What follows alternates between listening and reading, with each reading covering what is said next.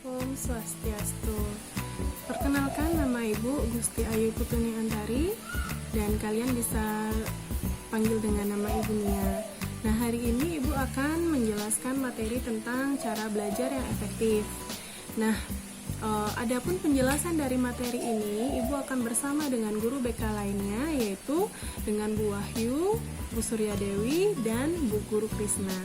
Nah, baik, Ibu akan langsung saja untuk menjelaskan pengertian dari belajar efektif. Nah, belajar efektif itu terdiri dari dua kata. Yang pertama adalah belajar, yang kedua adalah efektif.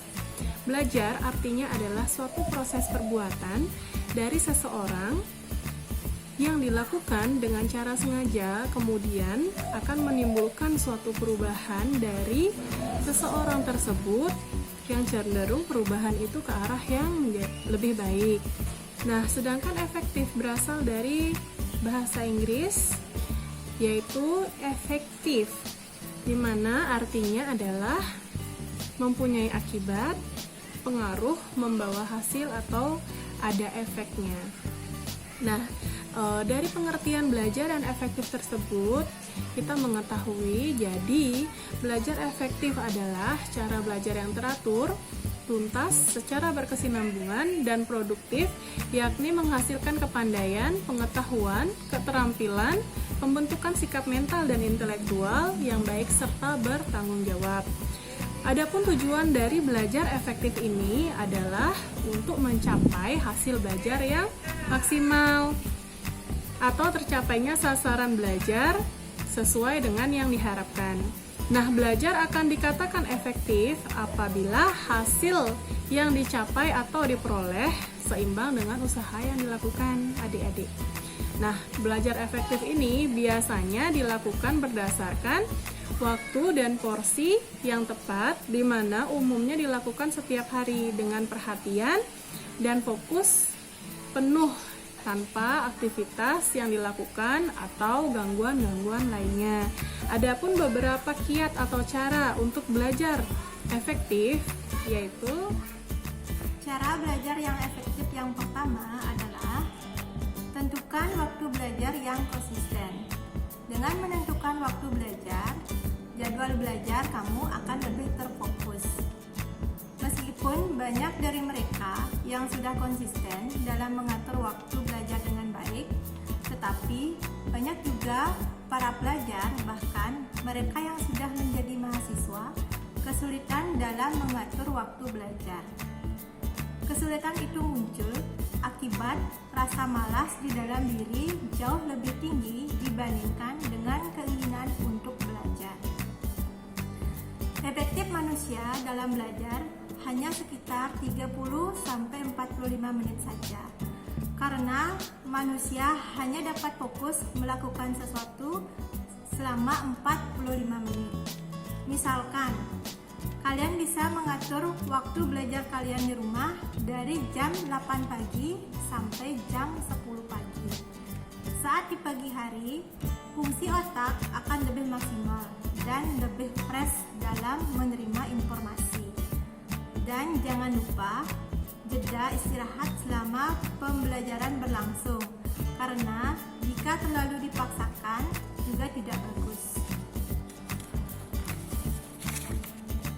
Dan yang kedua, membuat suasana belajar yang nyaman. Menciptakan suasana yang nyaman serta mengatur kebersihan dan kerapian tempat belajar bisa menjadi kunci kenyamanan. Dengan begitu, pikiran akan menjadi lebih jernih untuk menyerap setiap pembelajaran. Misalnya, kita bisa belajar di taman dengan didampingi camilan dan minuman. Jika kita melakukan pembelajaran di dalam rumah, maka kita membutuhkan pencahayaan yang lebih optimal untuk meningkatkan konsentrasi dan fokus selama belajar. Pencahayaan yang buram akan mengganggu konsentrasi, menyebabkan kantuk, bahkan berakibat buruk pada kesehatan mata. Sebelum melakukan pembelajaran, hal yang perlu dilakukan adalah menyiapkan materi pembelajaran dan merangkum pokok pembelajaran. Ini sangatlah penting. Kenapa? Jika kamu membaca satu buku, maka akan butuh waktu yang sangat lama untuk menyelesaikan materi. Ambillah inti dari pembelajaran tersebut. Akan membuat kita lebih mudah dan juga lebih cepat untuk memahami inti dari pembelajaran tersebut. Dan terakhir, anak-anak harus fokus agar belajar dapat optimal. Membuat suasana belajar yang santai sangat dianjurkan saat belajar di rumah. Namun, tetap harus fokus pada materi yang dipelajari. Yang ketiga, banyaknya tugas dari guru. Kalian tidak usah cemas. Yang pertama yang bisa kalian lakukan yaitu kerjakan tugas yang mudah terlebih dahulu dan sesuaikan waktu atau atur waktu kalian agar tidak banyak menghabiskan waktu saat kalian mengerjakan tugas tersebut. Yang kedua, banyak kejadian juga kesulitan untuk mengerjakan tugas. Tidak usah cemas ataupun khawatir. Ajaklah orang tua, teman, melalui via WA atau media sosial lainnya untuk berdiskusi, menanyakan hal-hal yang tidak kalian mengerti dari pembelajaran tersebut. Yang keempat, disiplin dalam waktu. Nah, disiplin dalam waktu yang pertama, belajar menghargai waktu supaya hasil belajar kalian optimal. Dan jangan suka menunda-nunda untuk mengerjakan tugas yang telah diberikan. Yang kedua, membuat agenda kegiatan sehari-hari yang kalian lakukan di setiap harinya. Contohnya, jam berapa belajar, jam berapa istirahat, jam berapa bermain, seperti itu. Nah, sekarang Ibu akan melanjutkan menjelaskan bagaimana cara belajar efektif. Poin kelima, yaitu cara mengatasi kejenuhan selama belajar di rumah. Nah, yang pertama, hal yang kalian harus lakukan ialah aturlah jadwal belajar dengan baik. Yang kedua, carilah tempat belajar yang menurut kalian nyaman. Yang ketiga, belajarlah di tempat yang sunyi. Yang keempat, belajarlah sambil mendengarkan musik yang kalian sukai. Yang kelima, gunakan strategi yang menurut kalian menarik. Yang keenam, jangan lupa kalian melakukan refreshing setelah kalian melakukan proses pembelajaran agar kalian tidak merasa bosan. Nah, selanjutnya Ibu akan menjelaskan bagaimana caranya kalian belajar kelompok secara online.